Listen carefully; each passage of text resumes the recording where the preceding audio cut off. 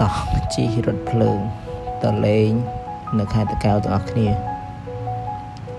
ដំបូងឡើយយើងទិញកាហ្វេសិន I'm sorry ដំបូងឡើយយើងទិញរថភ្លើងសម្បត្តិរថភ្លើង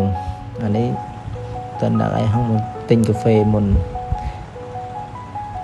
Coffee Train ពីលក់នៅហ្នឹងកន្លែងសម្បត្តិរថភ្លើងនៅខាងក្រោយនោះដើរហួសមកដោយសារអ្នកឃើញកាហ្វេដាក់កាហ្វេក្តៅមួយកែវហើយចាំទៅទិញសម្បត្តិរថភ្លើង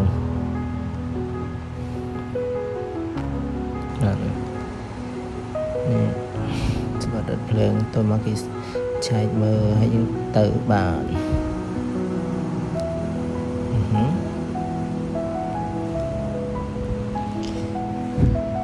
នេះនៅខាងក្នុងស្អាតមែនទេស្អាតហើយត្រជាក់ស្រួល air condition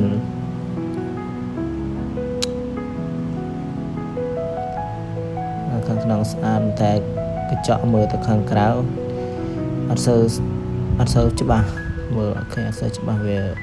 ឆ្កូតពេកដូច្នេះឲ្យ9 លើ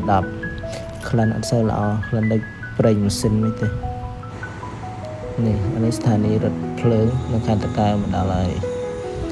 រយៈពេល2 ម៉ោងពីពេញម៉ោងគេនេះមានគេលក់នំលក់អីនៅនេះនៅខាងស្ថានីយ៍នេះច្រើននេះជីកង់3ទៅលេងនៅភ្នំជីសូប្រហែលជា40 គីឡូដែរពីនេះទៅគាត់យកទាំងទៅទាំងមកប្រហែល20 រៀលនេះផ្លូវឡើងទៅពិតចង់ឡើងផ្លូវបុរាណគេផ្លូវថ្មឲ្យក្រៀមមកតែគេនេះផ្លូវឡើងចោតនេះគេផ្លូវគេធ្វើទៅពិតនៅលើភ្នំនោះគេអាចបើកឡានឡើងបានតែឡើងទៅដល់ហើយមិនដឹងឡើងទៅដល់លើកំពូលហើយអត់ឃើញឡានមួយគ្រឿងនៅលើនោះនេះប្រាសាទនិយាយទៅអស្ចារ្យមែនទែនមានប្រាសាទនៅលើកំពូលភ្នំនេះផ្លូវឡើងបុរាណនេះឃើញទេចោតណាមើលនឹងភ្នែកមើលនឹងទូរស័ព្ទអត់សូវដឹងទេនេះប្រាសាទកន្លែងខ្លះក៏ជួសជុលកន្លែងខ្លះក៏អត់អនុញ្ញាតឲ្យចូលទេដោយខាងទៅនេះនេះទៅអភិរក្សគេកំពុងជួសជុលដែរឃើញថាអភិរក្សបានច្រើន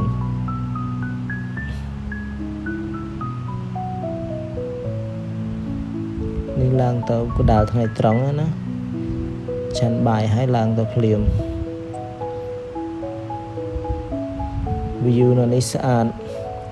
បើមកខែភ្លៀងនឹងស្អាតប៉ុណ្ណានៅនេះមានភ្លៀងទេមានធ្លាក់តែម្ដងទេតាំងពីចូលឆ្នាំមកនេះស្រុកនេះគេថាអូខេ goodbye ជួបគ្នានៅវីដេអូក្រោយ see you thank you